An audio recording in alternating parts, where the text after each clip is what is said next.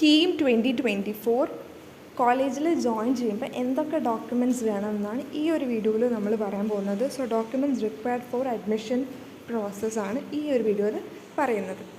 So ആദ്യം തന്നെ KEAM admit കാർഡാണ്. അഡ്മിറ്റ് കാർഡ് പക്ഷേ നിർബന്ധമില്ല, കൊണ്ടുപോയില്ലെങ്കിലും പ്രശ്നമില്ല. നിർബന്ധമുള്ള അടുത്ത സംഭവമാണ് അലോട്ട്മെൻറ്റ് മെമ്മോ.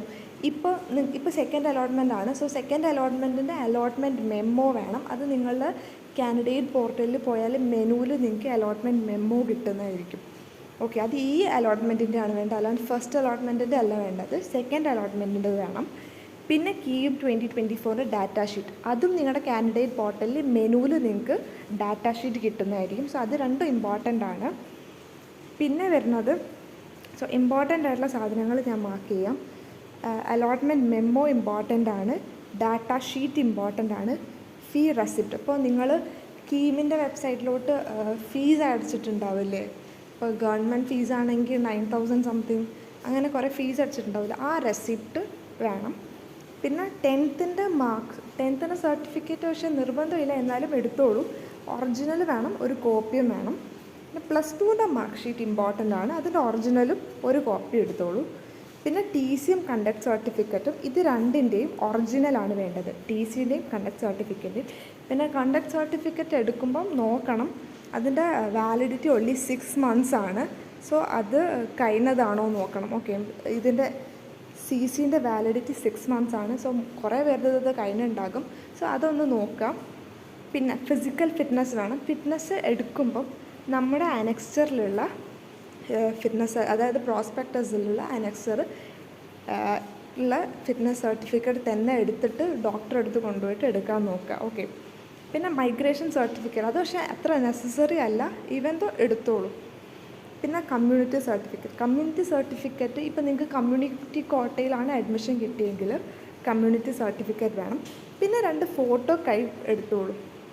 പിന്നെ ആധാർ കാർഡിൻ്റെ ഒറിജിനലും കോപ്പിയും എടുത്തോളൂ, പക്ഷേ അത് ആവശ്യമാണ്. ഓക്കെ, പിന്നെ ഇപ്പം നിങ്ങൾ HSC BHSC അതുപോലെ CBSE ബോർഡ് എക്സാമും അതുപോലെ CISE SC എക്സാമുമാണ് എഴുതിയവരാണെങ്കിൽ, ഇതല്ലാത്തവർക്ക് എന്താണ്, ഒരു എലിജിബിലിറ്റി സർട്ടിഫിക്കറ്റ്സ് ഫ്രം യൂണിവേഴ്സിറ്റി ആവശ്യമുണ്ട്.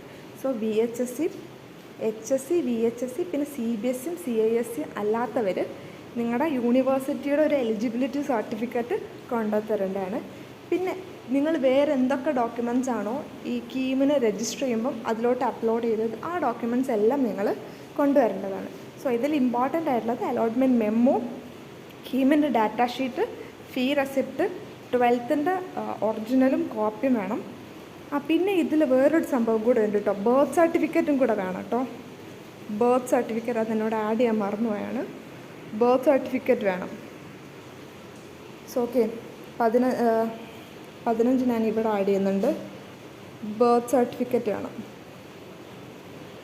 ഓക്കെ, അത് നിങ്ങളുടെ അലോട്ട്മെൻറ്റ് മെമ്മോയിൽ ഇതെല്ലാം കൊടുത്തിട്ടുണ്ട്, ഏതൊക്കെ ഡോക്യുമെൻറ്റ്സ് കൊണ്ടുവരണമെന്ന്. ഓക്കെ, അതും കൂടെ ഒന്ന് ചെക്ക് ചെയ്യണം. അപ്പോൾ ബർത്ത് സർട്ടിഫിക്കറ്റ് വേണം, allotment memo, KEAM data sheet, fee receipt, 12th mark sheet, TCയുടെയും കണ്ടക്ട് സർട്ടിഫിക്കറ്റിൻ്റെയും ഒറിജിനൽ. കണ്ടക്ട് സർട്ടിഫിക്കറ്റ് എടുക്കുമ്പോൾ 6 months ആണോ എന്ന്, കഴിഞ്ഞതാണോ എന്ന് നോക്കണം. കുറേ പേരുടെ അങ്ങനെ കഴിഞ്ഞൊരു ഇഷ്യൂ വരാറുണ്ട്, അതുകൊണ്ടാണ്. പിന്നെ ഫിറ്റ്നസ് സർട്ടിഫിക്കറ്റ് എടുക്കുമ്പം അത് കീമിൻ്റെ പ്രോസ്പെക്റ്റിലതും മാത്രം എടുക്കാൻ നോക്കാം.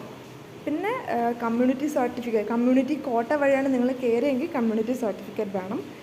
പിന്നെ ഈ എലിജിബിലിറ്റി സർട്ടിഫിക്കറ്റ്. സോ നിങ്ങൾ കൂടുതലും HSCയും VHSCയും അതുപോലെ CBSE ഒക്കെ കഴിഞ്ഞ് വരുന്നവരായിരിക്കും.